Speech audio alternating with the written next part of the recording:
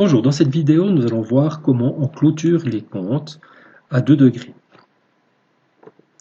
Alors, avant de se lancer dans cette procédure de clôture, il convient d'avoir fait les tâches préalables à la clôture, c'est-à-dire déjà passer des écritures d'amortissement, de transitoire, toutes ces écritures qui se passent en fin d'année, le 31 décembre. Il y a notamment aussi le fait de clôturer le stock de marchandises, d'avoir viré la variation de stock, d'avoir ajusté le décroir s'il le faut, bref.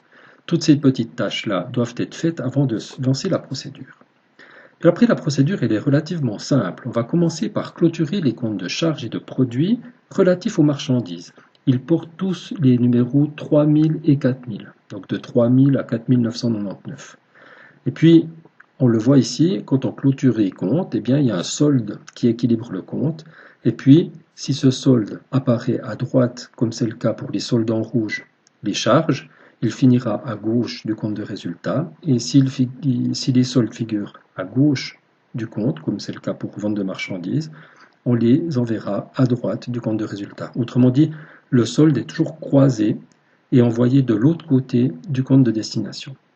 Une fois qu'on a fini d'envoyer ces comptes de charges et de produits liés aux marchandises dans le compte de résultat, on clôture le compte de résultat, premier degré, et on obtient un solde qu'on appelle la marge brute qu'on va renvoyer au deuxième degré. Et on peut passer à l'étape 2, qui consiste à clôturer les comptes de charges et de produits d'exploitation. C'est les comptes qui commencent par 5 et 6, donc de 5000 à 6999.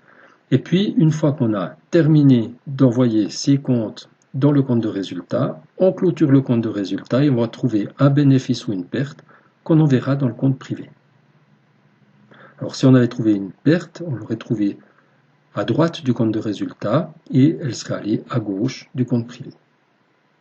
Une fois qu'on a fini ça, on va clôturer le compte privé et virer la différence, le solde qu'on appelle variation de fortune dans le compte capital.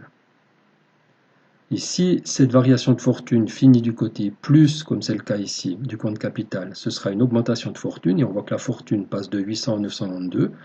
Si dans le cas contraire, le propriétaire est trop prélevé, eh bien on aurait une diminution de fortune. Une fois qu'on a terminé, il suffit de clôturer tous les autres comptes actifs et passifs et de dresser le bilan final. Alors après, on peut mettre les masses et les rubriques, et puis notre clôture est terminée. Alors j'espère que cette petite vidéo vous rendra les choses plus faciles.